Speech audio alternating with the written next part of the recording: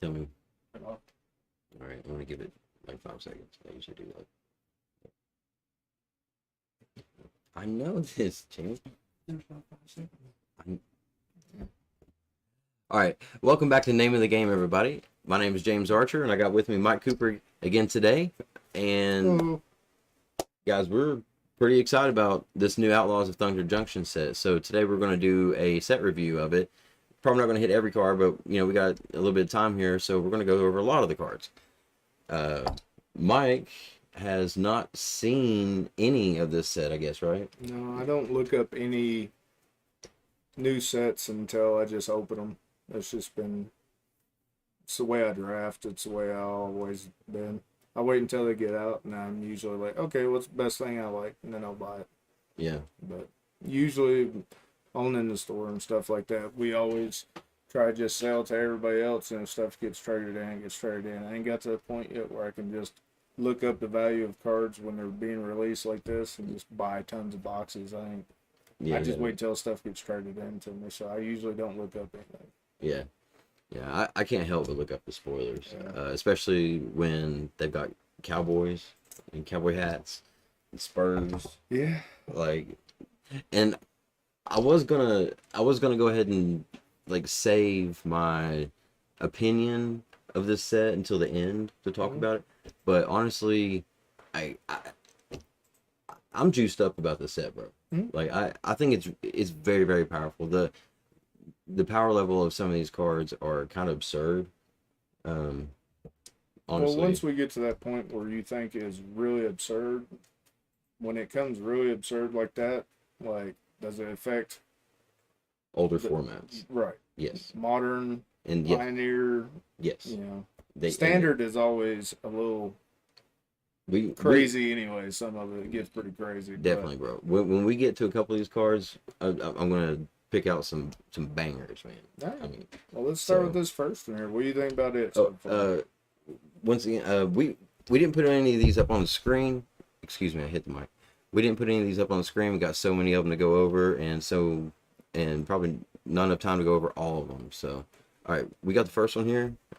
Oko, the Ringleader. All right. What do you think about this one? At the beginning of your combat on your turn, Oko Ringleader becomes a copy of one target creature you control until end of turn, except it has hexproof. +1, draw 2 cards. If you committed a crime this turn, discard a card. Otherwise, discard 2 cards. You'll have to explain some of this to me. I don't know any of the new functions yet, so Right. I don't know how you do a crime. Okay. -1, create a 3/3 elk. Of course, Oko loves elks. Yeah, of course. -5, for each other non-land permanent you control, create a token copy of that permanent.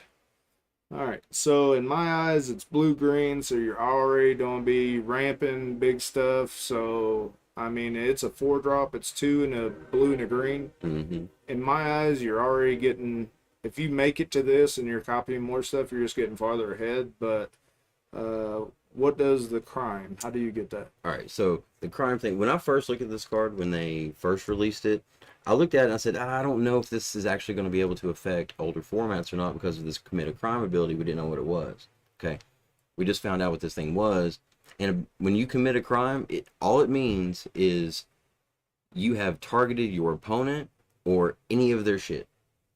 Okay. If you target any of their permanents or them in any way, you've committed a crime. So that's not hard to do by any means. Especially blue-green. No, yeah, definitely. This card's got a lot of potential, and I'm glad that they got it at a reasonable 4 and not a 3 like the other one. But like where I play EDH and CEDH, maybe. I mean, blue-green, if you're playing Cannon or something of that nature, it might be okay to copy out some big stuff. Or if you're... I mean, that's the only thing in my eyes. It really just makes you... It's a draw engine, plus it makes an elk, and then you can copy something later. So for me, it's kind of a... Yeah, but is his first ability there? The first ability is okay, but on turn 4, if you're copying something, that just makes it an easier... Well, I guess not. There's a land out there and something else out there that stops hexproof. So I mean, that stops hexproof? Yeah, it just shuts down hexproof. I think you pay for it, and I think it was an artifact. Pay a red, and then. But either way, Is it worth it though? it's well, if it becomes your only creature, and they make you sacrifice a creature. Does that count with it because it's a copy of a creature? Oh yeah, it would absolutely count. There you go. Yeah. So I mean, it's if it becomes a Well, creature, it's easier removal for target. Yeah, that's true. I mean, but you've got, you don't have to attack with it first turn. Then No. you got your I would use it as your ramp. beast, and then you Or- can just sacrifice the beast. Or if you did something weird like, say, Scavenging Ooze. Okay, do you have the same ability as Scavenging Ooze? Does it get +1 counters, or do you get... I have so many questions. Because if you're Right. getting counters, are you getting +1 counters on the creature? Are you getting +1 for the activated abilities? Or I know they're a little different, but I'm going Yeah. into the rules section. Yeah, You know what I mean? I understand what you First mean. way to proliferate, all that other stuff. I mean, Mhm. that'll help get bigger, but then all you're doing is just copying another. Yeah, just one more creature. So it ain't really. Yeah, It's kind of meh to me. It's middle. yeah, it's not. It's good enough. It's definitely cool to not a pull, powerhouse, I but don't yeah, think. Yeah. I don't think it's like. Yeah. It's just meh. And so that takes us to our next card, which when I first saw it, I was a little girl over this card, bro, because obviously what it is, but Just the first word. That's yeah, meh. yeah, that's the first word. But after taking a good look at it, I'm skeptical. Okay, so we got Jace Reawakened. Mhm. All right, a 2 mana 3/3 planes or 2 blue. A 2 blue for 3 loyalty counters.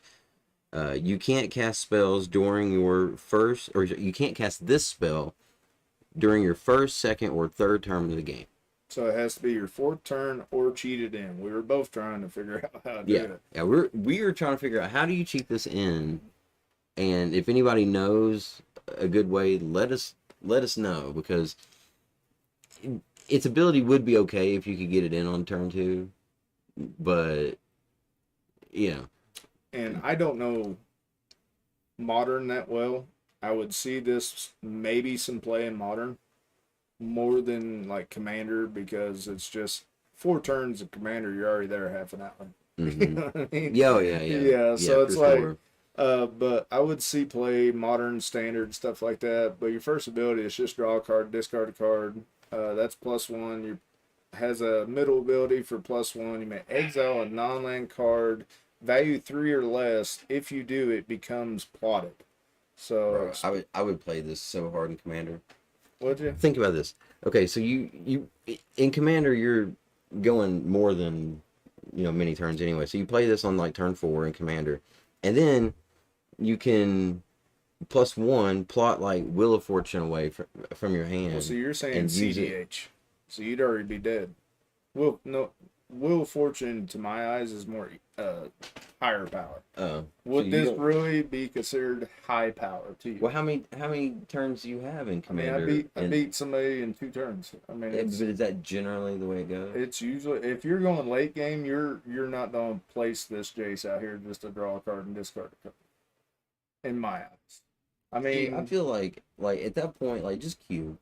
yeah, Just cube, because like why even build a giant ass deck to take to a tournament with a bunch of people where you're probably gonna get good chances one of y'all have built something, but well, I'm probably no good there's- chances if you go to a professional like a big one, everybody at that table has built something gross that's going to blow everybody out in turn 2 or now 3. does plotting, Like, because I've seen in other cards, plotting basically exile.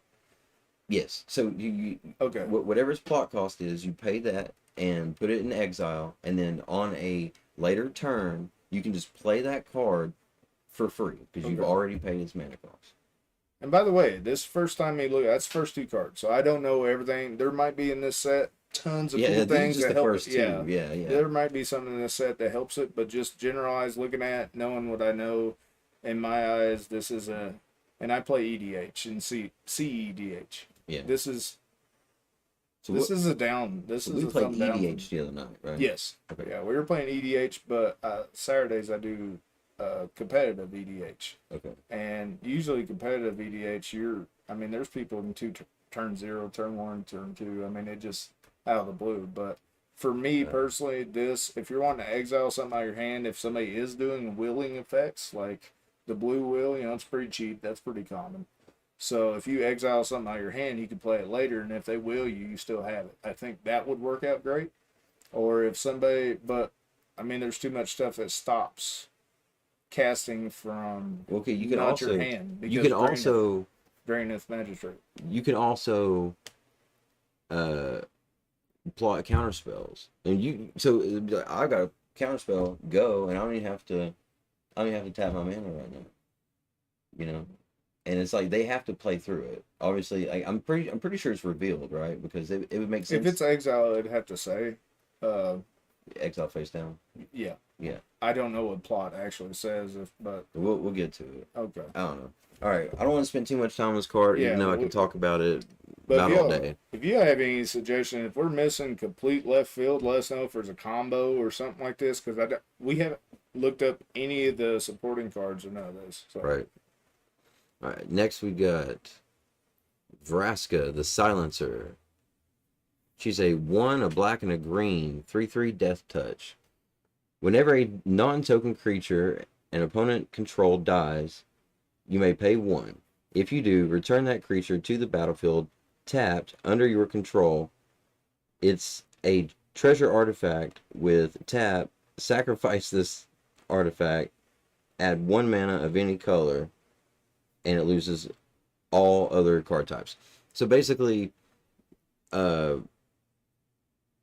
it's a Vraska thing. Yeah, I mean, it's okay. Like black green does all this stuff. It's just a different way, but I for sure there's combos with this. Yeah, well, it's basically like okay, whenever your dude dies, I can pay 1 and exile it from your yard and turn it into a tapped treasure token. I think it's a good 99 card in Commander.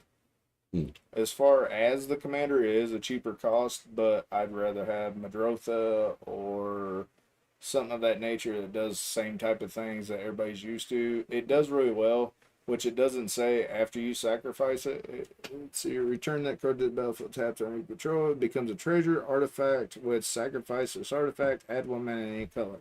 Alright, so there's still ways to do ping effects anytime something leaves your battlefield, so it's good for that reason. Looping stuff around if you need that 1 extra mana to get the grave trawler, or is it the grave? Well, it's whenever the thing dies.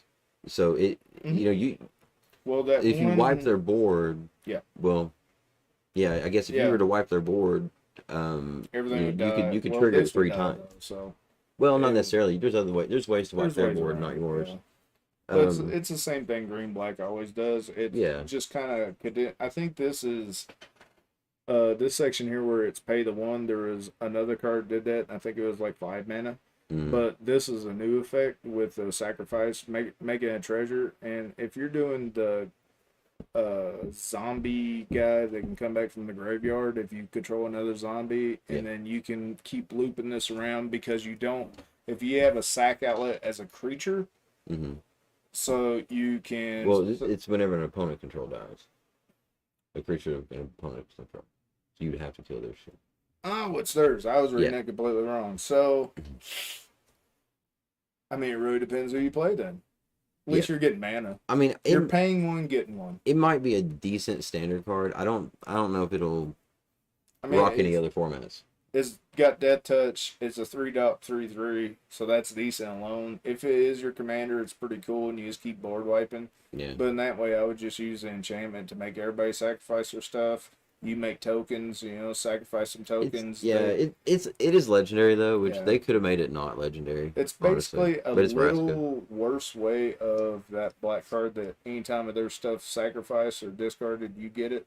Yes. So it's a little bit better than that, and it's 3-drop, so you're still getting it. They should have made it a 5-drop, and then you can pay like 2, and then you get their creature, like that. You just get their dude. Yeah. I don't know. She is interesting. I don't know. There might be one down through here. You never know. Yeah, I haven't looked at everything. I've probably looked at 80 to 90% of it. All right, these 2 right here, you're kind of the commander veteran, so I want to give you these 2 legendary creatures. First up, we have Annie Flash, the veteran. When Annie Flash, the veteran enters the battlefield, if you cast it, Return target permanent card with mana value of 3 or less from your graveyard to the battlefield tapped. Okay, so it's permanent. That's good. Whenever any flash becomes tapped, exile the top 2 cards of your library. You may play those cards this turn. Let's see here. Red, green, and white. Yeah. Red, green, white, and 3, so 6. Well, if you go with the colors wise, this is pretty broken in a way, because with red and green you're gonna get some beat sticks. With the white you're gonna have protection, a little bit of like if you're doing EDH, land tax, stuff like that, be pretty cool. But I mean, it really depends how you have it set up. It seems like to me there's different ways to set this up, because you can do breach, and then you wouldn't really need breach if you can get breach back, or if something you really need, you can get it back. I think that's all right, but it's got to be a permanent. Right. I mean, it's okay. It depends how you build it. Right. Though these ain't my colors that I really like, but it's a different adaptation, I guess, for something that just basically graveyard return and then exile the top. But in my eyes, still, if you're playing white, you're probably running Draenith anyways, and Draenith kind of just shuts this whole card down. Yeah. So you definitely need removal. Yeah. And green, you got ramp. So I mean, really depends how you want to build it. Right off the top of my head, I think it's can be pretty decent commander. I don't see why it wouldn't be. 6-drop, at least EDH. You wouldn't see this in CEDH. No, I was thinking not. No. Yeah, just EDH. What about this next guy we got here? We got Kellen the Kid, a green, a white, and a blue for a 3/3 flying lifelink. By the way, I just want to look at this art real quick and totally point out that is a Halo sword. Yes, 100%. Like 100% Halo sword. I love it. But let's see here. Whenever you cast a spell from anywhere other than your hand, you may cast a permanent spell with equal or lesser value from your hand without paying its mana cost. If you don't, you may put a land card from your hand on. Yeah, you're good. Okay, right off the bat, land card from your hand onto the battlefield. This is straight up just instantly. I'm thinking landfall triggers, and I mean, it's green, white, blue. I think it'd be really good if you just want to do landfall with this, because that's some of your best colors right there, because you can steal people's stuff with the blue one. Green one, everybody knows. We have to cast it from exile. Yeah, but with exile, you're doing plot. Yeah, that's the whole plot mechanic twist. So right I mean, with plot, I think it'd be just fine, especially if you're doing the plot stuff. But the extra where you get to put extra lands out anytime you cast any other than your hand. So you're casting from exile. Oh, I mean, there's flashback. So you're doing that type of stuff. There's adventure, especially in blue and white. Adventures. Yeah. I mean, green, you have adventures. Foretell. So I mean, I think it's really good. I would imagine this could almost be pretty close to CEDH, because there's a green card that lets you cast from the top of your library. If you have 3 different creatures that don't have the same power and toughness, and you can cast top of your library, so you're doing the same sense. And then every time you cast, you're going to be putting something out from your hand. Is Tulane those cards? I can't remember. Which card? Tulane. Yeah, Tulane. I don't know what that is. Okay. I think there's a guy that anytime you cast a creature, you can put a land into play, and then you draw a card and all this other stuff, as long as it's something. I should have looked up a whole list of, but I don't know these cards. Yeah, there's something that's got kind of like a glimpse of nature effect. Like whenever you cast a creature, you draw a card. I mean, it's a 3-drop for 3/3, and it's flying and lifelink. I mean, some ways don't make it broken. Yeah. It seems like a decent card to me. Yeah. Even though you are casting from exile, but.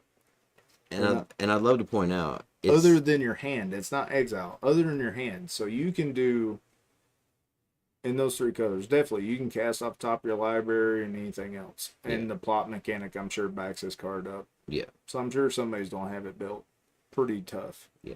Now, as far as modern, maybe not, but still a 3-drop 3/3 with flying and lifelink. That ain't bad. Yeah. So And I don't recognize this creature type. I think it's the first time I've ever seen a human fairy rogue. I don't think Human fairy. I don't keep up with them. Oh. I'm usually just like, hey, this guy's beating you down. That's what. So, He's like, I there don't, might be. I don't I'm sure care. there is one now. Unless I'm playing tribal, I don't care. Ooh. All right, so moving on to our next spicy bit. Also, there's not very many cards in Magic that have a converted mana cost of 1 and 3 white. No. By the way, there are a few, but Well, the new white. Everybody calls it the white crater hoof. The one that gives them flying. I think it's 3 white and something. But all right. so we got Archangel of Tithes. Of course, it's an angel flying. As long as Archangel of Tithe is untapped, creatures cannot attack you or a planeswalker you control unless their controller pays 1 for each of those creatures. As long as Archangel of Tithe is attacking, creatures cannot block unless their controller pays 1 for. I think it's busted. And it's not legendary, you can stack it. Yeah, I think that's busted. Yes, it is 3 white and 1, but I mean, mono white and standard right now is pretty broken anyway. Anyways, I mean, yeah. I think that's just a big bomb coming in afterwards. It's flying, and you have to pay 1 to block. And most of the time, when you're in that, I mean, even modern white weenie, Yeah. that could be a bomb for white weenie, and then they can't block because Yeah. most of the time they're tapped out. So unless you're playing control, but even then, I mean, it's pretty, Exactly. It's I like the card. especially against kind of like the mirror matchups. Oh yeah. You know, this is I mean, it's a 4-drop 3/5, decent bud on it. I mean, I like the effect where they can't block unless you pay 1. I think that's an awesome way because it gives you incentive to swing into somebody, and then yeah, they might attack you back, but you know they're having to watch their lands. mhm. So I think it's pretty good. I give it a thumbs up for probably all formats in my opinion. Somebody will throw it in EDH for sure. Yeah, I agree with that. Yeah. I agree with that. I think it's good. I think it's good for standard too. Mhm. Next we got Droff the Fleshright. Whenever you cast a spell during your turn other than the first spell that turn, create a 2/2 blue and black zombie rogue token creature. Mhm. So whenever a zombie enters the battlefield under your control, put a 1/1 counter on it for each other zombie entered the battlefield under your control this turn. I mean, blue black don't need more zombie help, but I guess they're good. But the weird thing, this is not a zombie. This is a human warlock.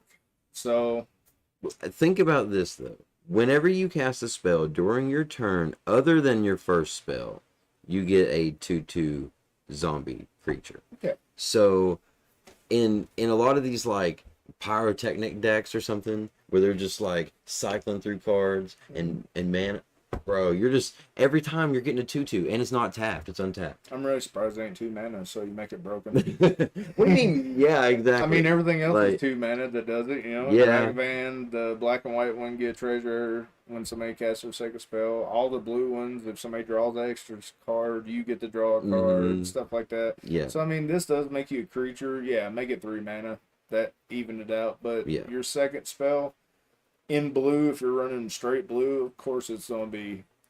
I mean, you're going to probably get 1 every turn. Yeah. You know what I mean? It's cool, plus you get extra counters. Yeah. I give it a thumbs up, but I'm not... And honestly, like I think, like you know, look at this other thing. Whenever a zombie enters the battlefield, under your control, put a +1/+1 counter on it for each zombie that entered the battlefield under your control this turn. So they're not just 2/2s, bro. Like they're stacking up. Yeah. Like this thing is bananas. It's decent. Decent. It's decent in my You eyes. you don't think this could play modern? Like jam it and then go off? I think it would be alright if you're doing like... What's that land that makes Or zombies? at least Pioneer. What's the land that makes zombies? If you have 7 or more lands, you make a 2/2 zombie. I think that would be pretty broken with the land. that land. I don't know names of cards that well. I'm sorry, Right, it's all everybody. right. It's all But as right. far as like in my head, I know what abilities do. I know what cards do. If I see pictures, I'm like, yeah, that. But as far as names of everything, but there is Yeah, land yeah. out there. If you have 7 or more lands, anytime a land enters a battlefield, you make a 2/2 zombie. So that would trigger this as well. So I Hmm. mean, there is tons of way, but it is mono blue. That's if it was blue black, it would be broken. But it's not blue black. I'm just thinking combo. I'm not thinking about I'm just blue thinking zombie EDH. control. I know. I'm literally not thinking about tribal zombie apocalypse. Like, I'm thinking, how do I bust this thing with the ability of playing multiple spells I a think turn? it's a good filler for blue control Yeah. in modern. If they're playing like blue white control, I don't even know if that's a thing, but it sounds right. I mean, I think it would be good in that because you're also getting creatures. It's a good late game beater. Yeah. You know, they don't have to figure it out Yeah. eventually how to stop it. Well, So I sir, think I think it's a good card. think speaking of zombies, Mm-hmm. all right, this next card might be my favorite card released so far, just because this will be a powerhouse, my friend. We have, if I can stop the screen, Gissa the Hellraiser, 3 mana and 2, so 5 mana for a 4/4 with ward, pay 2 and pay 2 life. So you're paying 2 mana and pay 2 life for its ward cost. Skeletons and zombies you control get +1/+1 and have menace. Now here's where it gets kind of nuts. Whenever you commit a crime, create 2 tapped 2/2 blue and black zombie rogue creature tokens. This ability only triggers once each turn. So they're actually going to be 3/3s. So I'm going to have her in play and, I don't know, duress you or something. And I'm going to get 2 3/3s tapped. And she's hard to kill. Oh, also, they have menace. So this is one of those mono black control decks where, like, late game, they just really take over. Again, human warlock. It does not pump itself. So Right, it does not pump. it's a 5 mana, 5 mana 4/4. I mean, the crime thing's pretty cool. I'm glad it ain't broken because more than once. But yeah, it needs a pump. It's a good target for removal. I'm sure. I don't know if it's good enough for modern. Well, the thing is, Standard, the, yes. the removal is pay 2 mana and pay 2 life. Like, the pay 2 life, everybody's kind of like, So you whatever. don't have to have but 4 mana. Basically 4 mana. 2 mana to kill it. Another 2 mana to pay for the ward, and then pay 2 more life. So you're still getting them no matter what. I like that sense of the protection, but it's also 5-drop mono black. So like EDH me, yeah, it can be a commander, no problem. Right. For EDH. Standard, maybe see a little bit of play. Pioneer, Well, okay, probably not. let's compare it to Grave Titan, which was a 6 mana 6/6 that whenever it came into play and attacked, by the way, every time you created 2/2 zombies. Now this thing's creating 3/3s, but you have to target them. It's not necessarily attacking. And it's a mana less, and it's got some protection. Like, it's up there, man. Now let's see. This ability triggers only one. Targeting an opponent, anything they control, or cards in their graveyard is a crime. So if you have abilities out there that say ping a creature in black, not hard to find. Tap it, ping a creature.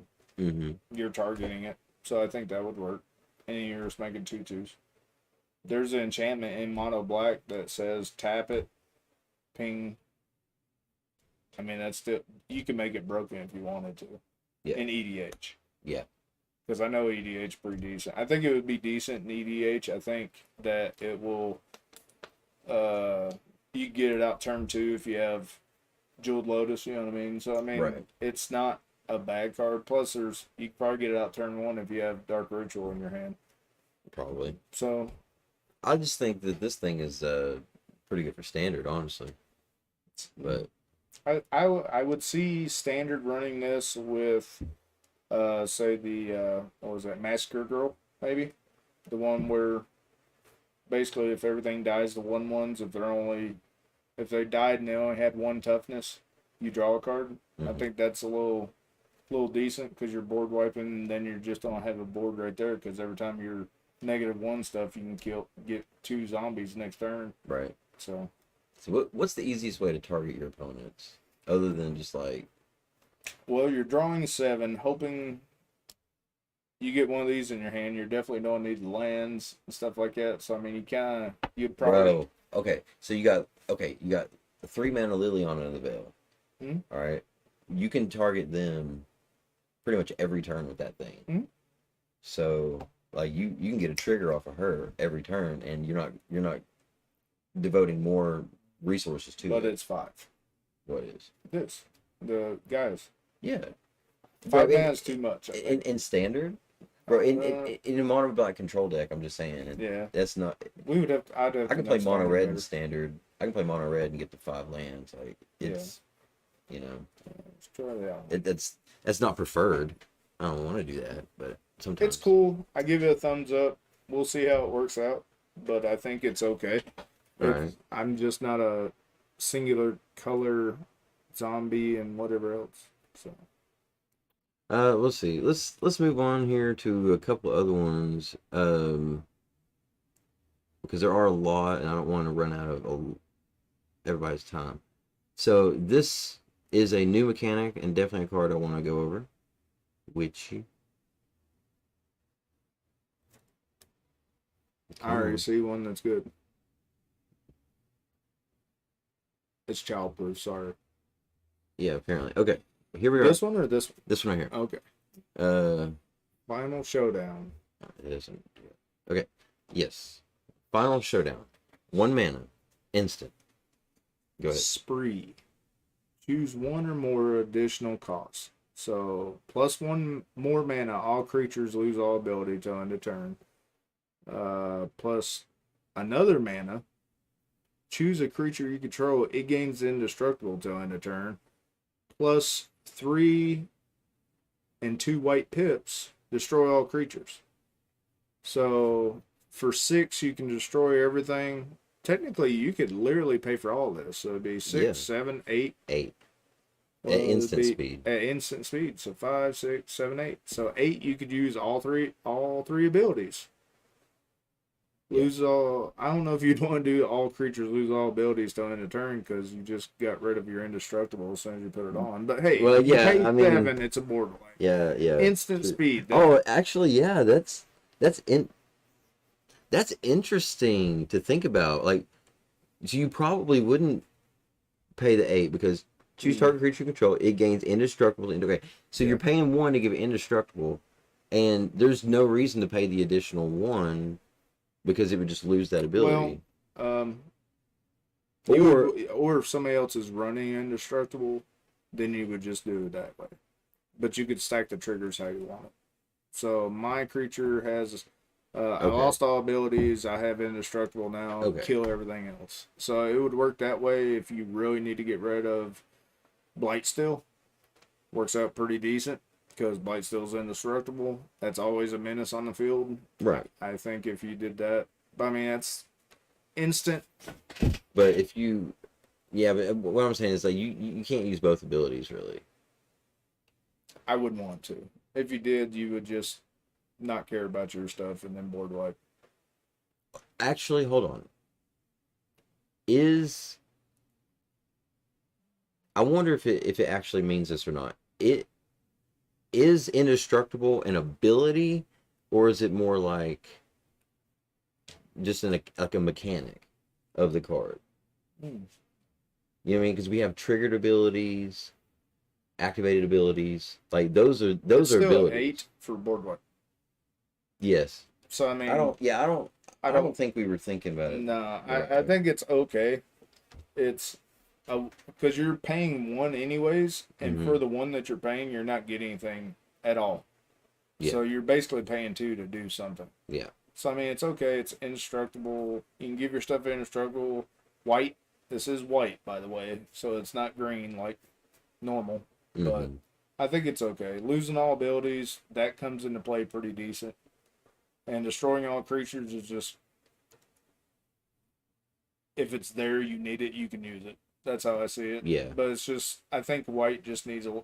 They're just trying to build up white's power a little bit for EDH because it's kind of weak right now. So it's decent enough if you do some things, but I think it's mostly for standard or one of those effects. I do think it's geared towards standard, and I don't think it's necessarily a powerhouse of a card. Although I do love the spree mechanic. Don't we have 10 board wipes in standard right now? It wouldn't surprise me. I'm pretty sure we do. It wouldn't surprise me. So we have 10. Yeah. It's okay. Yeah. I like this one next beside it though. And I thought of another little combo the other day. So I don't know if you've seen it or not. She's at a Murders of Karloff Manor. I forgot her name, but it's a 3, a black and a red, and she's a legendary vampire or something. Anyway, your instant and sorcery spells have Death Touch and Lifelink, I think. So then there's that like 1 mana spell that's I like. got beat up by it. I know exactly. Oh, you know what you're talking about? Yeah, it's that 1 mana spell. You just deal 1 damage to everything, and it's just like, oh. It board wipes. Yeah. Only your opponents. Yep. Like, really good combo. Josh got me with that. Yeah. Yeah, dude. This next card, Double Down. At first, I was like, ooh, this is kind of cool. But then I was like, not as powerful as I thought. But it's a 3 and a blue enchantment. And it says, whenever you cast an Outlaw spell, copy that spell. So, pretty awesome. But we have Outlaw spells as Assassins, Mercenaries, Pirates, Rogues, and Warlocks are Outlaws. So you're saying it ain't that good? If I'm thinking in my head, well, we have some good. Dockside pirate. Which one? Dockside. I don't know what you're talking about. You talking about Commander? Yeah. Oh, we're talking 2 different languages. I know. All right. This to me, I'm pretty sure Dockside's a pirate, so it would copy that spell. And pirate, like, is it pirate.deck? Well, no. I mean, it's just played and everything. But if you're running rogues and assassins and everything else, and you're copying it, that's pretty decent. But if you copy a Dockside, Dockside says, make a treasure for how many enchantments and artifacts are on the battlefield. So you're playing 4 people. Mm-hmm. Okay. Usually you're going to get 3 to 4. And now you're going to get 8. And you're paying 2. Nice. So I think it's kind of broken-ish. But it is a 4-drop enchantment. So it's a little harder to get rid of. But, I mean, if you just want to copy, like, say you have 5 pirates in your deck. Not just because they're pirates, just the synergy on the abilities they have. It's pretty good to make 2 creatures out of 1, I mean, for free. Okay. So I think in Commander, it's a definite yes. Everything else, it's hard. I'm sure Standard will figure out a way to break this, because this is where you don't have most of the rogues and all that other stuff come in. Right. Modern, probably not. I would say Pioneer. I'm going to say probably not. And 60 card format. No, I don't think this is going to affect older formats. I think this is mostly EDH. Yeah, and it's but really it's cool decent. though. I'm glad you caught that, because I'm not as familiar with the EDH scene. But that's this pretty one awesome. I have heard about. Now this one I'm curious about, man. It's kind of spicy if you know what you're doing with it. So go ahead and read that one. Tiny Bones, the Pickpocket, for 1 black, 1/1. Death Touch. When Tiny Bones the Pickpocket deals combat damage to a player, you may cast target non-land permanent card from that player's graveyard, and mana of any type can be spent to cast this spell. I mean, it's a mono black. I think this would be not a commander. This would be a 99 card in my eyes. Because already we are playing with, what is that? Nope. The one that mills you just came out last set. Mothman. Yeah. With the rag counters. Oh, yeah. So if you played against that the other night, didn't you? If this one here is on the field and you're milling all that stuff, it'd be pretty cool. Because, I mean, you can put extra counters on him with the Mothman, so I think it's a good 99 card. Yeah. As far as commander-wise, yeah, it's a 1-drop, but Death Touch. But you don't have to try to get like 6 more cards out of your deck to make it good.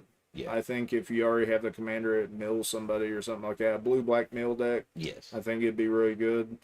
But you also have to hit somebody with it. Now, I would imagine all the other formats, this would be awesome for because, you know, grief, you're already discarding, make them discard something else, then you're gonna. Yep. And it already has evasion, bro. Yeah, I think it would be a playable card. I think this with Liliana in the Veil is already up, like right up there. Mm-hmm. You know, making them discard cards. I mean, this and rack.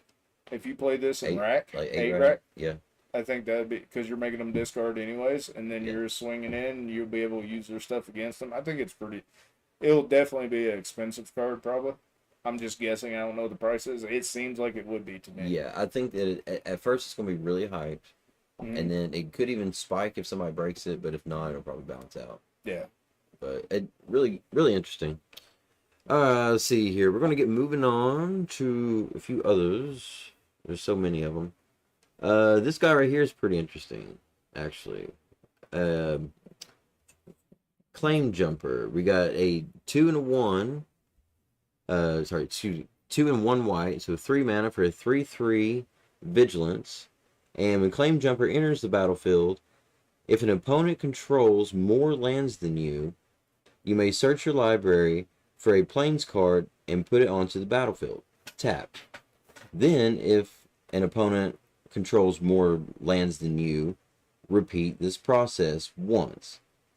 If you search your library this way, shuffle. So this is kind of like a Night of the White Orchid double feature. You forgot what kind of creature this is, though. Oh, okay. So they're getting set up for Bloomburrow. Yeah. Yeah. Rabbit Mercenary. It's literally a rabbit. So hey, happy Easter. That was yesterday. Today's April Fools. Yeah. April Fool. I think they're just trying to beef up white a little bit, get some ramp out of it. Yeah, it's pretty nice. It's got vigilance. 3-drop, 3/3 vigilance. I mean, I think if you get to do it at least once, it'd be pretty cool. They help you out, thin your deck, stuff like that. But they have to be so far ahead after grabbing your first one. Commander. I mean, I could see it in 99. There might be a way to make it, but not really. I mean, this is basically land tax. Is it target opponent? Enters the battlefield if an opponent. Oh, if an opponent. So, okay, so this would be really good in Commander. It's a one thing land tax, and then you catch up, and then you stop, and then. Right, and because the thing is, a lot of people or somebody at the table is probably going to be playing some type of land ramp. Green. Yes. Yeah, absolutely. So whenever you play this thing, go ahead and pump it up twice. But the important thing here is that it's a plains card, not a basic land, not a basic plains, but just a plains card. Yeah. So that's pretty powerful too. Mm-hmm. So I like it. I like it. I think it EDHLC play. Yeah. Yeah. This next card, not crazy impressed with it. See, what does that say? I'm gonna skip it. Yeah, go ahead and skip that. I'm really nothing great. I'm really not all has impressed. hexproof as long as haven't cast a spell this turn. That's just too slow. It is a 4-drop, 5/4. It's that Sphinx. Flash flying. Yeah. I mean, it's flash. It's cool. It's a good kill spell, but it's a good limited card. Yeah, I'm sure it'll might like blue white would probably play it just to stop the grief coming in. Yeah. I mean, that's probably why it's a 5/3. More like it just kills it, but. Other than that, it's okay. It's a B. Yeah. Yep. See, next we got another spree ability. Okay, so sorcery speed. Not super impressed with this one either. Rush of the Dead. 2-drop, or it's a 2 black pip, 1 mana, so it's 3-drop in total. If you pay 4.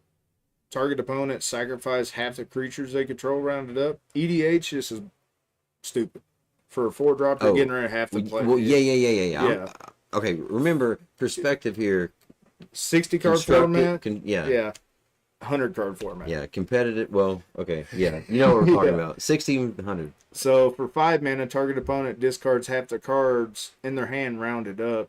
I mean, it's target opponent. They're all target opponents. Oh, well, if you want to pay 5 mana in total, target opponent loses half their life rounded up. Yeah, this card, as you said, you think this card is bad, but in your format, you only have to go to 20. Here, for me, I'm cutting 20 life from somebody.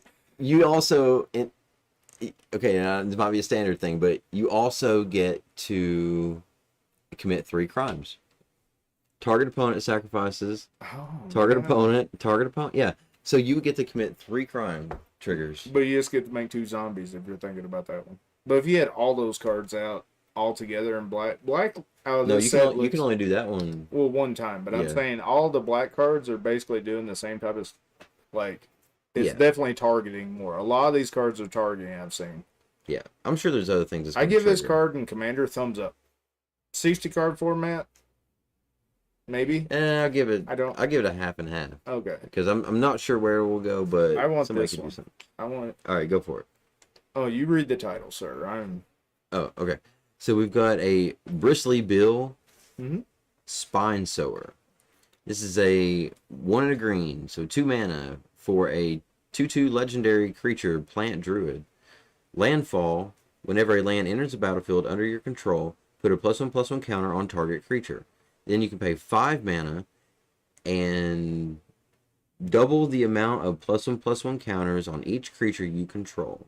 This is a 2-drop. Two drop. Mono green. This 100% don't be somebody's commander. Yep, somebody's gonna bust this one. I've already had this in Pauper, but it was the other one. But this one here, if you pay 5 mana, which is not hard in mono green, you could literally just run every mana dork in this. Mm-hmm. I mean, lock people out Mm-hmm. and just go to town. I think this is one of the better ones I've seen. I like green though, but for a 2-drop 2/2 with landfall, put a counter on it. Yeah. So if you're putting it out turn 1, which is very simple, turn 2 you already got a counter on it. Yeah. I mean, it's really good. Yeah. And then if you have all those enchantments that help you out with that as well, yeah, I think it's a good commander. Yeah, bro. Even in what standard has going on right now with landfall, I think there's definitely a spot for this card. Yeah, it's a 2-drop. Yeah, absolutely, man. You don't even have to use the second ability. Just play a land, fetches. I mean, you're getting 2 counters per turn. Well, it's not just that. Have you seen the standard deck that's playing the 2 mana 1? Okay, so I forgot the name of it. Excuse me, but there's a 2 mana 1/3. Whenever it comes into play, you mill 3 cards, and then Put a land into play. well, you can what you do is you can pay 4 mana, sacrifice them, and then put all the lands from your graveyard into play. Mm-hmm. So there's the lands that as soon as they come into play, you have to sacrifice them. Have you seen those? Mm-hmm. So like as soon as they come into play, you have to sacrifice them, and they can either sacrifice for one of the 3 colors. Oh, okay. And there's a different cycles of them, right? Yeah. So they automatically double landfall trigger all at once, just and then like the deck just goes off. I think they did this. If you do this in, say, Modern or Pioneer, you could go back to run your dorks, and then the OB cannot come out and just ping off your dorks. Orcish Bowmaster. Yeah. So I think that's a good way. Mm-hmm. I mean, I'm probably dumb at this, but I'm just thinking in my head. Brewing off of. Yeah, I'm just sight. going off this. I don't know what 60 card formats play. I just know certain cards that they play, but I think for sure this is going to be a good card. Yes. Even in 99, everybody would probably throw this in 99 if you're playing mono green. Yeah. For sure. I agree. Thumbs up to Bristly Bill. Yeah. Let's see. Moving on. What is this mechanic? I just see this Saddle 2. Okay, so Saddle. Are you talking about right here? Yeah. This one. Let's read it. Ooh, yeah. Saddle is a new type of little deal, which we're about to talk about with the next card. Okay. Bro. Okay. So we have an ornery Trumblewag, an ornery Tumblewag. I'm glad you tried to say that. Well, I knew the first word. But Bushwag Mount. Hey, easy now. Whoa, a Bushwag mount. Bushwag Mount. This thing looks. This is a like creature type. Bushwag Mount. Yeah, It's a 2 mana and 1 green, so 3 mana for a 2/2 creature. And it says at the beginning of combat on your turn, put a +1/+1 counter on target creature. Whenever Ornery Tumblewag attacks while saddled, double that. See, double the number of +1/+1 counters on target creature, and you can saddle it for 2. So saddle is kind of like crewing. It says here, tapping numbers of other creatures you control with power 2 or more. This mount becomes saddled until end of turn. Saddle only as a sorcery speed. So it's basically crew, but instead of it being for vehicles, it's for creatures. I mean, these are both green, of course, but if you look at both of them and you put them both in one deck, that is just a stupid amount of 1/1 counters everywhere. Oh, I know. So I mean, that's pretty good. Mono green is definitely getting some help as well out of this set. Yeah. Or just helping. I mean, that just a lot of counters everywhere going everywhere. So I guess they're trying to speed it up a little bit more. That's usually what happens after the format starts to get to the rotation. Saddle's okay, but I mean, how often are you going to have?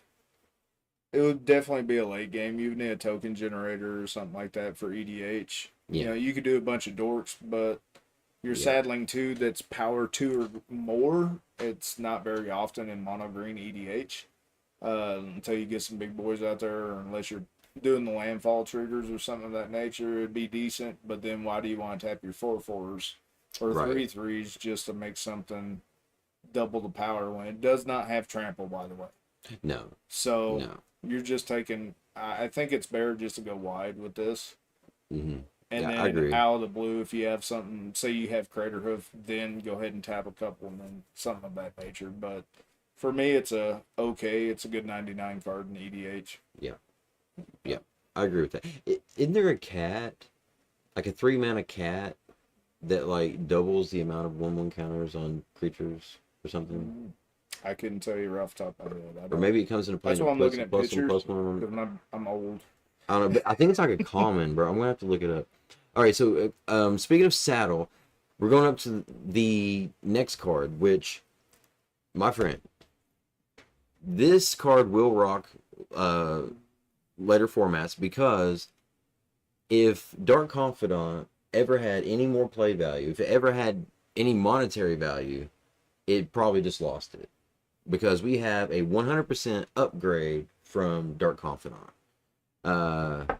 And it is called Caustic Bronco.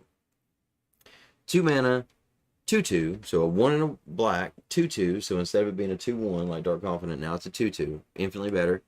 And then, and I guess unless you care that the fact that Dark Confidant's a human, because this is a Snake Horse mount.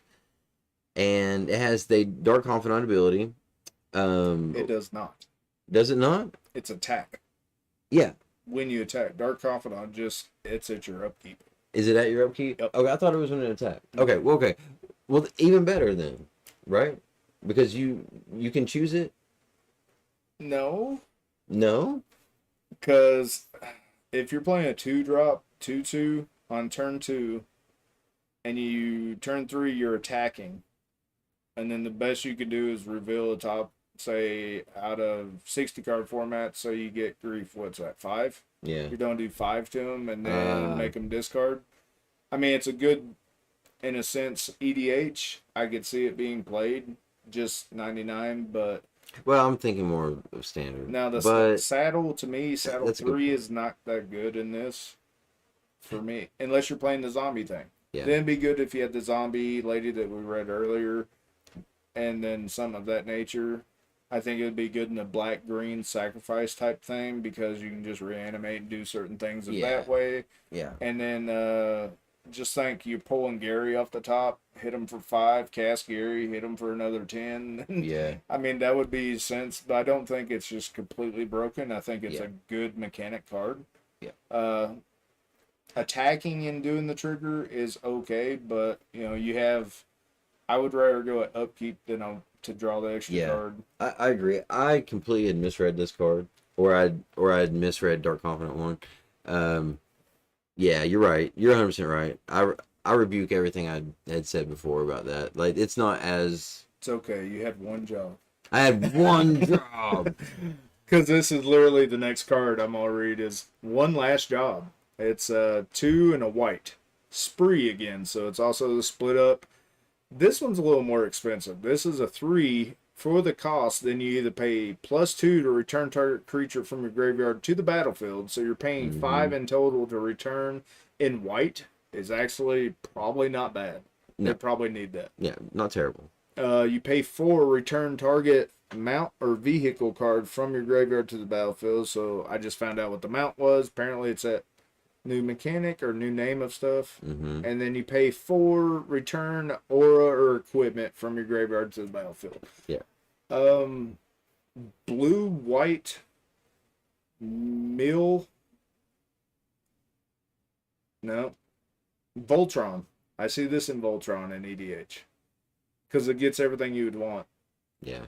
I mean, if you're doing white Voltron, Sisay, or something like that, I think it'd be good because you're getting vehicles, mount, all or equipment, and auras. Yeah.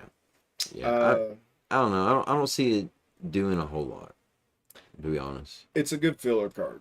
Yeah. I mean, it would be decent if you need but I mean, returning a creature back for 5 in mono white. I'm trying to think, do they have one? ED8. I don't. I mean, I know like your top 10 cards in white. But Karmic Guide. Yeah. So I mean, it's kind of that ability. Yeah. So, I give it a meh. A meh. Yeah, I give it a meh. It's decent, but I would also like to add that this spree mechanic is very similar to a kicker or multi-kicker.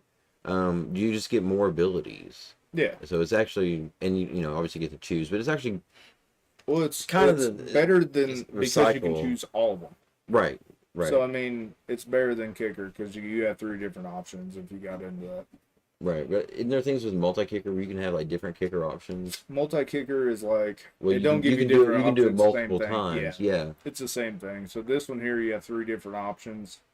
I think they're doing a lot of that to cards. There's a lot of creatures that have 2 abilities that we used to have cards that we played all the time. Now they're into 1. Yeah. Same thing with this. That's They don't true. do sorceries and instants. This don't be split up. Pretty soon we're just gonna have one card that does it all, and then that's magic. Yeah. I agree. So I mean, it's another round. Let's see. Yeah. Go So ahead. it's a XX2 and a white. Exile any number of creatures you control, then return them to the battlefield. Repeat this process X more times, though. So we're going. This is where we're going for coming to play triggers. Yeah, but they just came out with a blank deck, 2 sets ago? 2 commander decks ago? Yeah. And it's really hard to stop that thing when it gets popping off. And now they have an extra one, and it's like there's so much. All right. Yeah, Cool. EDH, it'll be played. Might be 1 or 2 decks, but it's pretty decent if you can, like I said, hit your dockside. Yeah. But it's also a lot of mana for CEDH. It won't see play in CEDH, I don't believe. What about 60 card? The 60 card. I don't know if there's enough coming to play abilities right now to make it worth it to So it's to an invest EDH into it. card, probably. Right now, I would think so. Yeah. Okay. I mean, somebody might find something. This card here. I was pretty excited about this just because number 1, I love counter spells, but number 2, I love cards that are toolboxes. And I guess tools play counter spells, so Oops. it works. Uh-oh, what happened? Yeah, I'd probably hit something. Yeah, just hit the back button. There we go. Oh my goodness. It's okay. I remember There what we we go. were doing. All right. So we have 3 steps ahead. 1 blue instant. So, and this has another spree ability. Topic. So for 2, excuse me, a 1 and a blue, plus the 1 of its casting cost, you can counter target spell. Trash. Trash.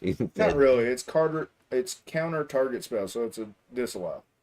Yeah, well, it's a cancel, bro. Or Okay, cancel. okay, Well, yeah. cancel's 2 blue, but yeah, it's It is. okay. It's still 2 blue because it'll be one a blue and a blue. So Okay. it's still the same. But it's a toolbox because we got you can pay 3, create a token that's a copy of target artifact or creature you control. That's what made the card good. So it's Yes. technically a blue and 3 to do this. I That what made the card good. The Yes. other stuff is blue stuff, counterspell, draw 2 cards, discard. But I don't. copying a creature that's target creature, let's see here, you control. Yeah, or artifact. Or art. That that's important. I think it's filler card. It for is EDH. it is a filler card, but this card has so much text on it, and I love cards that it's basically a toolbox. You know, you can do many things with it. CDH, no. You don't think so? I mean, there might be a way to be broken with 4 mana and copy something and then go off that way, but because like if you play 4 colors, yeah, there is a way to get 4 mana and do some certain things and all that stuff. It might see play in EDH, CDH. It's pushing it, but it might. It's pretty. I mean, 4 mana to copy a creature of your own. Mono blue, no, it's probably not that. Unless Okay, you're copying Earth, you can't copy legendaries. So it's like. Right. Okay, so it's no cryptic command by any means. Okay, 4 mana, counter target spell, draw a card, which was is basically the best 2 mechanics I feel like and the most used. This has instead of 3 blue, it's 2 blue and then 3, so 5 for counter target spell, and then draw 2 cards, discard a card. Mm-hmm. So you're kind of getting a little bit of buff. It is a little bit more expensive, but you also have the created token. It's a copy ability. I think they created for 60 card format. I think it's awesome. Yeah. For me, it's kind of me. It doesn't like. I mean, it's not a counter spell, give them 2 treasures type thing to me.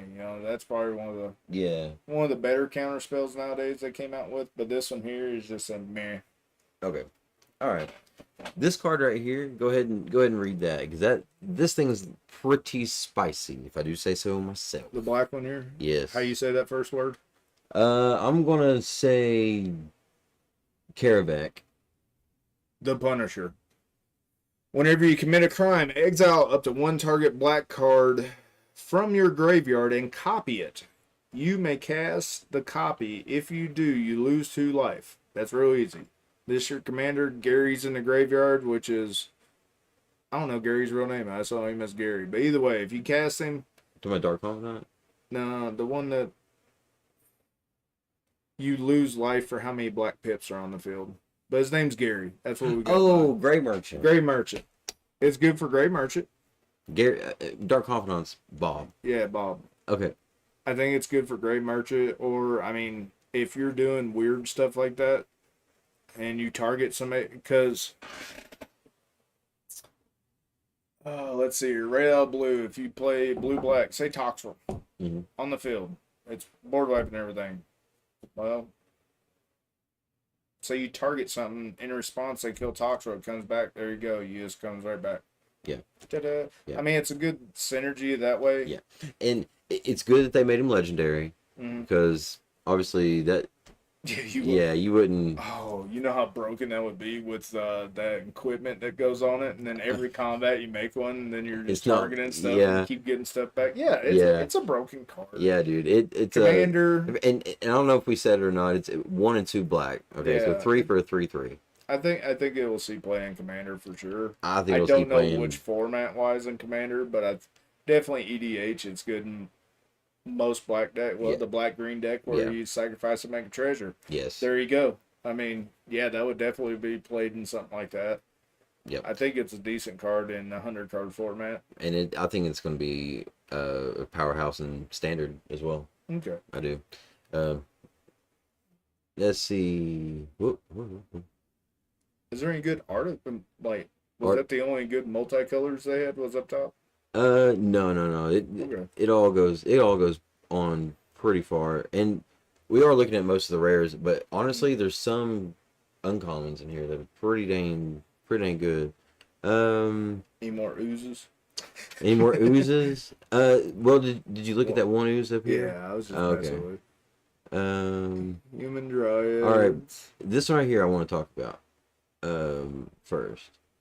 Okay, Monastery Swift Spear 2.0. Okay, so we've got Slick Shot Show Off. Is a 1 and a red, so 2 mana for a 1/2 flying and haste.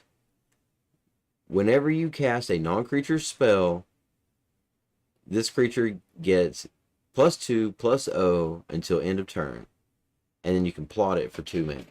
Yes, it's broken. It's all the way broken. If they already got rid of Monastery Swift Spear, they'll get rid of this because this They is haven't- even better. Monastery Swisper's in the format, bro.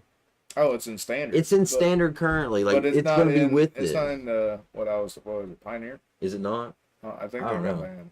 Mm-hmm. I know I had to take it out. So it might be Pauper. I don't know. There's one of them got banned in. I bet it This is broken. Yeah. can't even be played in Pauper. Isn't Pauper just commons? Yeah, it is commons. It got banned in something. Okay. I do know that. But this thing is nasty. Yeah, it's better. Yeah. It's flying. Yes, and you can plot it. So here's a good scenario. Let's say you don't want to overcommit to the board, and you know your opponent's probably going to wipe the board. Mm-hmm. Go ahead and plot this thing. Let them wipe the board, and then the next turn you get to play it for free, and then keep playing. You know, Because it's a 2-drop 1/2, and anytime you cast a non-creature spell. So guess what's in that format? Baubles, or yeah, what's the Lotus Petals? I mean, yeah, it's pretty broken. yeah. The flying just Yeah, the puts it over the flying- top. yeah, the flying puts it over the top. But- So you don't need. I mean, this is pretty good. yeah, I like I it. love it. I want to get The plot mechanic's pretty cool. foils. Let's see here. Moving on to Right there. which one? Which one you want I to do? like the step between worlds. Yeah, I like this guy. So I like. Oh, I thought you were talking about this guy. No, I was Oh, talking okay. about here. All right, I like wheel effects.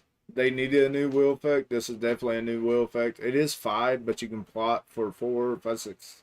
For 6, when does it say you can later turn without paying its mana cost? So I guess you just have to go sorcery speed, but each player may shuffle their hand and graveyard into the libraries. Each player who does draws 7 cards. Exile this card. So they don't have to. It's May. They don't have it's to. a May ability. It's a May ability, but I mean, sometimes you just don't want to get rid of it. But you're still, if they don't, they have 4 cards in hand, you might be ahead of them.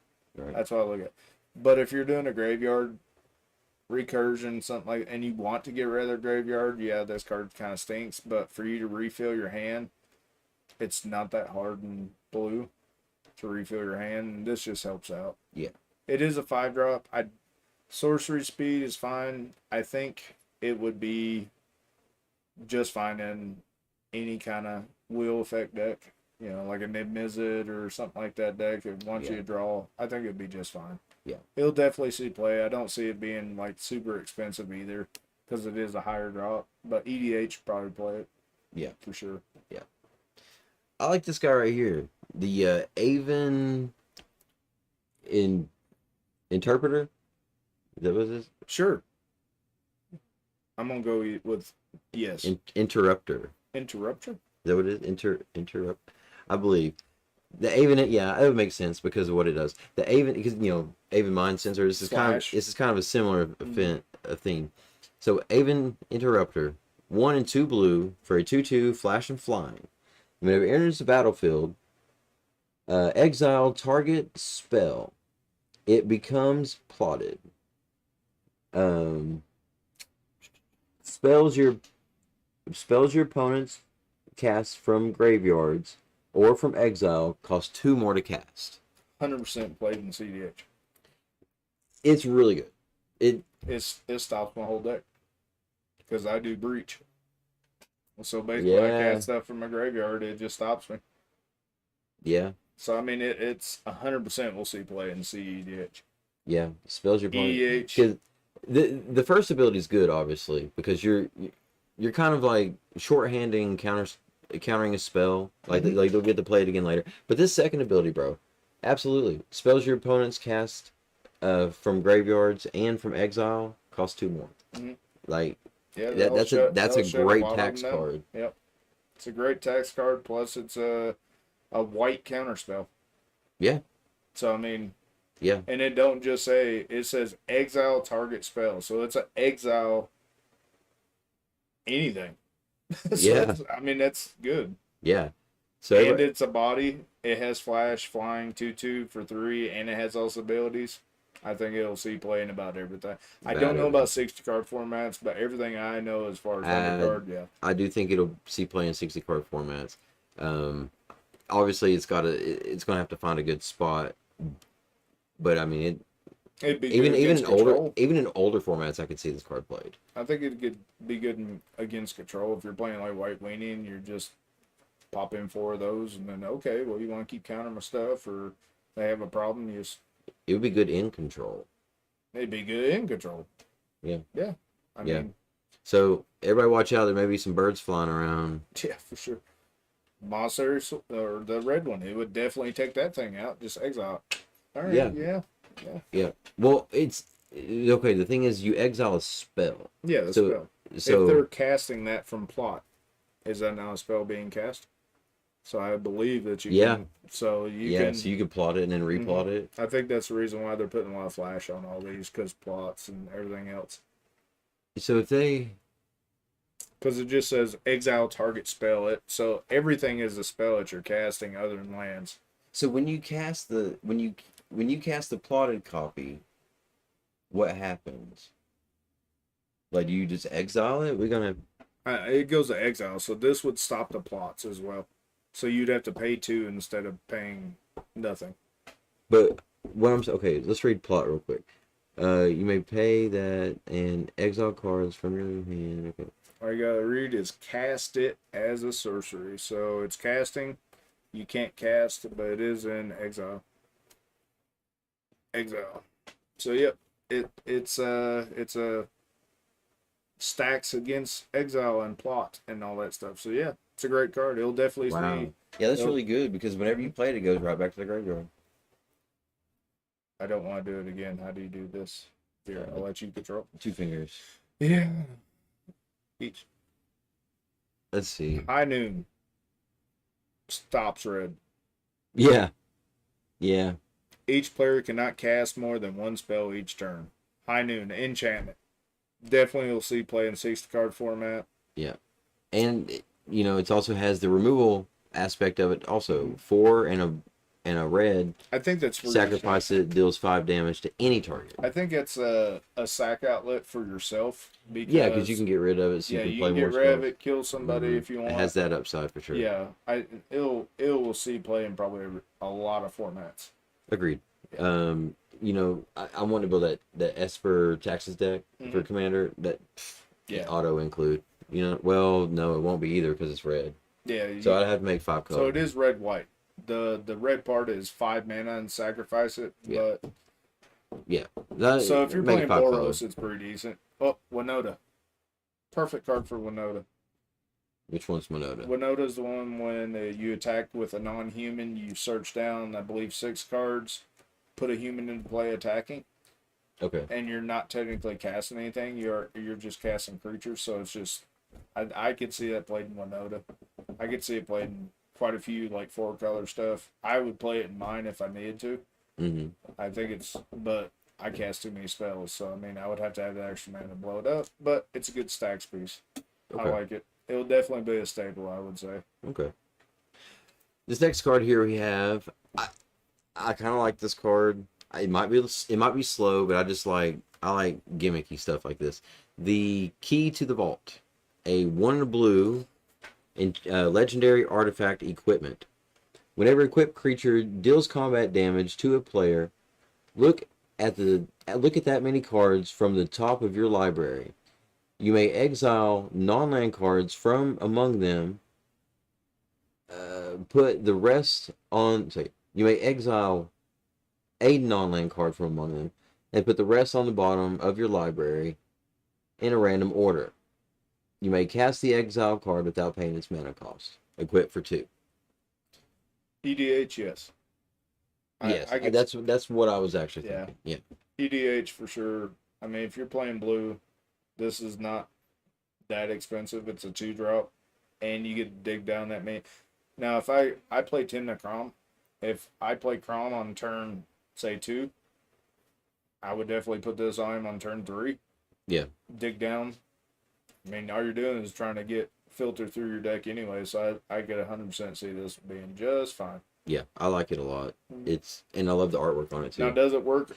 The equip cost, meh. But like the one that lets you auto equip, a lot of stuff like that. Yeah. I could see EDH playing this. It's a really good filter. Yeah, I like it. I think it's pretty decent, honestly. Let's see here. Moving on to this is a kind of an odd card. So you tell me what you think about this. Tiny Bones joins up. A 1-black legendary enchantment. Whenever enters the battlefield, any number of target players each discard a card. And then whenever a legendary creature enters the battlefield under your control, any number of target players mills a card and loses a life. This would be great in Joda. Anytime you cast a legendary permanent, basically if you spin into a legendary permanent for cheaper mana, this would be auto including Joda because you're casting legendaries all the time. You think about that deck I won? Yeah. Yeah, bro, that deck was insane. So I mean, and you're making people mill and lose more life. That's what it does. I mean, mono black. This would be good in Crick. Just because you're making them discard, plus you can just pay 2 life, put it out. I mean, this is definitely EDH and probably CEDH card. Yeah. I would say this card is a little OP for 1 mana. Yeah, I would say. And also, think about this. It says any number of target players discards a card. So you can choose yourself also. Does Grief and them really need more? You know what I mean? Because if you have that out and then you're doing the same thing, I mean, it's... Yeah.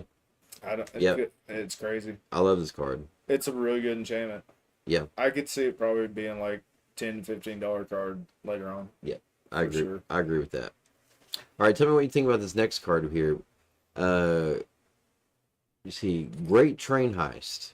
Mm-hmm. We have a 1-mana instant. This is another spree card. One red instant. And it has a spree ability of 2 in a red. Untap all creatures you control. If it's your combat phase, there's another additional combat phase. You get an additional combat phase. For 4. For 4. Mm-hmm. A really good ability. I think it's a really good ability. And it's instant speed, so you can play it after blockers. Okay, so we got another spree cost of plus 2 of any color. Creatures you control get +1/+0 and gain first strike until end of turn. Yeah. But then okay. Right. And then is there any, like, are they all sprees? I haven't seen any other rares that's just 1 mana do something. It don't look like it. But, I mean, the last one is, it's a red. Choose target opponent whenever creatures you control do combat damage. That player this turn, create a tap treasure. So whenever choose a target opponent. When a creature you control. So that does each individual creature. So you can deals combat damage to that player. Right. Yes. So if you play 5 mana, do 2 combats, get tons of treasures. You know what I mean? That's pretty decent. Yes. Now I would also like to say that in this set they're introducing tapped treasure tokens, not untapped. And I kind of like that they're doing that because the treasure token mechanic got kind of nutty with remember that dragon, the gold dragon. It got kind of nutty with that, and so I kind of like that they're making these treasure tokens come and play tap, so you have to use them next turn. I think the reason why is because you're already doing an extra turn. So if you can figure out a way to get this back from the graveyard and then do it again, extra combat turn. Yeah. So this and just it, of course, red's gonna be a little broken because I think that might be the cheapest additional combat. I ain't for sure unless you do. Yeah. Because the other one's 5, right? Yeah, it's 2 red and 3 the other enchantment. So I mean, It It's a does okay. You four could mana. definitely. It's definitely an ender. Just out of the blue. Yes. I don't think it's like a 4 of, but maybe a 2 of. Yeah. You know, I like it. EDH, yes. They would. Somebody will throw that in a deck, Yeah. especially in Gruul. How busted it gets. I mean, yeah, for sure. Agreed. Let's see. Hail to Pay. Hell to pay. Hail to Pay deals X damage to any target creature. For X and 1 red sorcery. Go ahead. Yeah. Create a number of tapped treasures. Okay, so it just pays for itself next turn and you kill something. That's Yeah. I mean, you're getting extra mana, but next turn you'll probably win the game because you're trying to blow up something big. If Right. you're doing it that way, it's okay. It's Yeah. it's good enough to put in decks. Yeah. It's not going to take over the game, I don't No. think. Let's see. Which one? Flipple Flip, Oh, Flipple Flip. Flipple Flip. This one's called Flipple Flip. Lost on the Range. Ward 2. You may look at the top card of your library anytime. Top card of your library has plot. The plot cost equal to the mana cost. You may plot non-land cards from the top of your library. Yeah. I mean, used to, he would just, I think, draw a card. I think he did. Yeah, he wasn't very powerful back then. No, but everybody loved him. He was very iconic. Yeah. That's why he's back now. Yeah, it's exactly why he's here. I mean, But what we think though, it's a one and 3 2 drop, blue, 1/1. Yeah. exactly. Well, it's got Ward 2, yes. But you're plotting the top of your deck. So if you're Yeah. mono blue, say you're mono blue playing 600 card format, say you're playing Urza. This is legendary. He can be your. He can be He your can be your commander, but I got flip. think about it as Urza. So, I mean, if you're wanting to cast off top and do stuff like that, or, I mean, he is a 3-drop Ward 2, and you can cast off top of your deck something that's okay. Well, it's you can plot off the top of your deck. well, you can plot, but Because technically you can cast if you're plotting. Next turn. Oh, It has to. It has to be a turn? It has to be Oh, at okay. least a turn after that one. Any turn after that one. yeah. It's a meh. Yeah. It's good. I want to see somebody build this Yeah. just for the memes. It's a meme card. You know what I mean? Yeah. And then, I mean, that there's so many different mechanics that's pretty cool, but it looks like they went back to the older arts Yeah. and kind of gave a homage to older art stuff. But they do have some really good art nowadays because this one here looks more CGI. Yes. But a lot of these cards are pretty nice looking now. Yeah. I agree. I would love to see some of the alter arts they come out with. Oh Obviously, man, you know what I mean? they're on there, dude. They look so good, and they have an alter art of the original Oko, Thief of Crowns. It looks pretty dope. I ain't gonna lie. This one right here that you were talking about though, I want to look at this one real quick. I'm trying. I'm not good at a computer. I'm sorry. Oh no, it's all good. It's all good. Let's see. So we have no, not that one. Yeah, it's that one. That one. Insatiable Avarice. I'm guessing that's saying avarice. A 1 black sorcery. It's another spree. So I'm liking the spree. For 2 generic, you can search your library for a card, then shuffle and put that card on top. Okay. And then for 2 black, you can target player draws 3 cards and loses 3 life. So it's a tutor. Yes. So basically, for 5 mana, you can go tutor up any card and then draw. You're drawing 3 cards for 5. So it's like a Grim too? Is it Grim? Because that goes on top of your library and it's a sorcery. But then you draw it. I mean, it's not great in my eyes. I mean, I don't hate it. It's good. In standard, this is broken. Right. I mean, Yeah. they just put a tutor into all formats now. Well, I mean, a 3 mana tutor. Like, what did we have before? Diabolic. In modern? No, even in standard, like Diabolic tutor. Do you have a tutor in modern? No. Diabolic tutor. Is that the 4-drop one? Yeah. So yes, it's better. But I mean, yeah. I mean, Auto but nobody include. plays it. Nobody plays it Because for it's 4 4-drop. mana. Yeah. But this one here lets you draw cards for 3 or tutor for 3. Yeah. I think this is going to be an expensive card. Yeah. It's your only At least tutor in that any 10, format. at least that $10 to $15 range, at least. Yeah, it's your only tutor in all, like Pioneer. How many tutors they got? Just I bought and the Sacrifice Outlet one. Probably. So I mean, Yeah. and like I said, I'm not good at 60 card format. I know in modern or in Commander, this will definitely see play. It's another tutor that they need. I mean, it's Yeah. It is, and I think it's another mono black card. that card there will probably see play. Which the one? Hollow, just by its first ability alone. Oh, Hollow Marauder. Yes. 6 and 1 black for a 4/2 creature. It's a Spectre Rogue.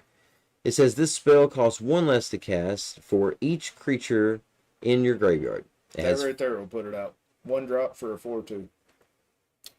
possibly. And it's flying. Yes, true. I do think that the 2 toughness will kind of hinder this card a little bit. But it does have flying, and it says whenever it enters the battlefield, any number of target opponents each discard a card. For each of those opponents who didn't discard, sorry, For excuse each read that again. For each of these opponents who didn't discard a card with mana value 4 or greater, you draw a card. You tell me a 1 drop that lets you draw cards is not going to see play? That's not. I would imagine that's got to see play. In 60 card format. I mean, it's not that hard to put your graveyard, fill your graveyard up. It is uncommon. Okay, I'm discussing the uncommon. But here's the thing. So each opponent discards a card. So they have to discard. But for each of those that didn't discard a card with converted mana 4 or greater, you draw a card. Yeah. So everybody will discard, but I see it's really good for like the mill, get your yeah. Yeah. Commander LC play. For sure. Because you're hitting all 4 of them. Or you're hitting your other 3 players. I could see it. And you're drawing cards. Yeah. I could see it see play in like 100 card format. Yeah. 60 card, I don't know how hard it is for, like, if somebody's hitting you to death with, discard. 1 drop 4/2 flyer. Okay, now you discard. I mean, at least you have something to block. True. And you're drawing a card, maybe. This is an uncommon. Yeah, that's what I'm saying. It's an uncommon, so there'll be tons of them. Yeah. It's pretty good. Now this one I thought was, I guess we already started getting to the more of the commons and uncommons. So did we go through most of the rares? No, we skipped a little bit, but that's all right. Well, How much time have we been on here? yeah. What are we at on time here, Jimmy? We've been on for an hour and a half. It is 7 o'clock. 7 o'clock. I mean, let me take a look at a couple of these uncommons here because there was a couple I think that had some mentioning. Speaking of mentioning, what's Oh, going on yeah, we April have- 13th? Yeah, April 13th. What is going on? What's that thing we've been hearing about downtown? Well, it's going to be the Pioneer Con. We're going to have Magic play, which is going to be a tournament. We're going to have Warhammer play, which is put on by House of Games. We're going to have, I believe, Rocket League.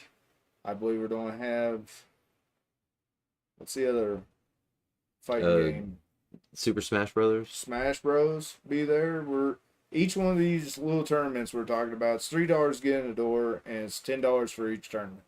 And we're gonna have like stickers and stuff like that to let you know where you gotta go and whatever event you put into. But I think it'll be pretty good. We're gonna have as far as I heard, a pretty decent turnout for the cosplay contest. I know a few people are doing that. Yeah.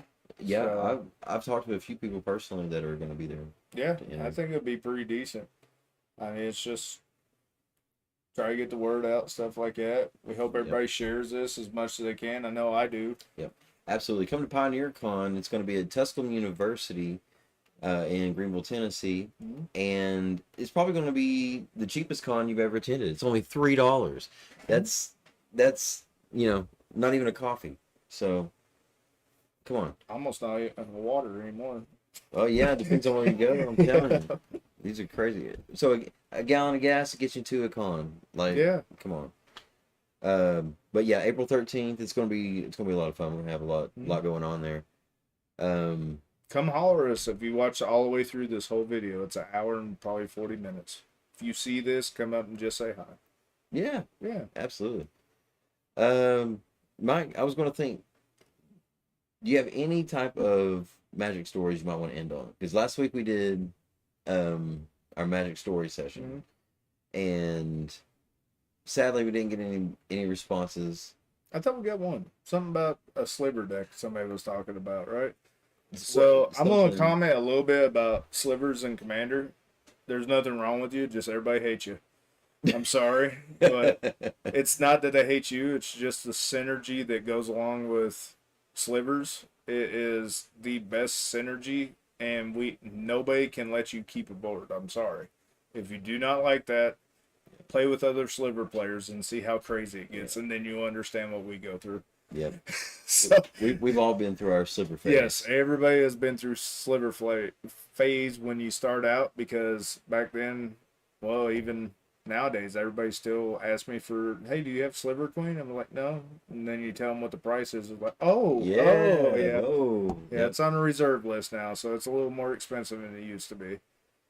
But yeah, Slivers was always a part of Commander. Was one of the first ones I remember. That elves, stuff like that. Oh, yeah. But yeah, well, way back before Commander ever existed, Slivers was just a thing, man.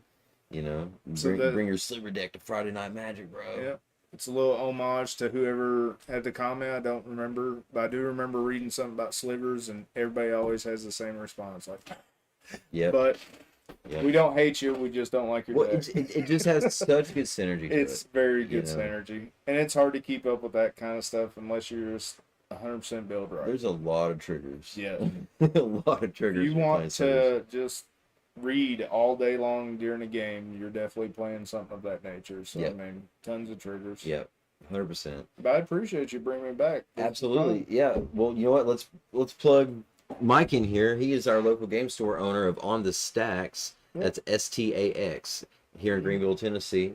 And Mike has just been so gracious to come and do this with us, and he's been a great sponsor of us with our box breaks and everything. So we just want to give them a huge shout out, you and Jensen. I appreciate it. Jensen definitely appreciates it too. He's the silent partner. He don't like to do stuff like this, but me, I don't care. I love getting out, talking about magic. Don't bother me one bit. Yeah. So I mean, that's the reason why we opened the store, because I like the community around Greenville and everything else. But yeah, I'm right on Boulevard, 402 Boulevard, or Bernard, I'm sorry, 402 Bernard Avenue, right in front of YMCA. Yep. So I mean, we're open Wednesday through Sunday. Best game store on that side of the street.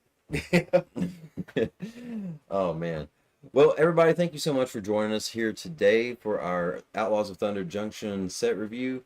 I know we didn't get to everything. If there's a card that we didn't get to, let us know down in the comments or in the chat, and maybe we'll talk about it a little bit next week.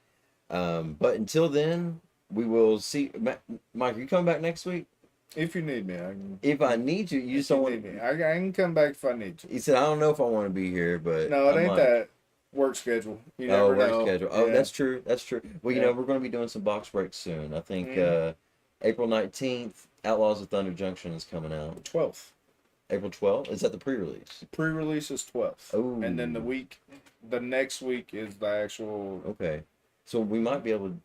Maybe. Okay, we might be able to. I gotta see. But that's also the 13th is the next day. So is the Comic-Con.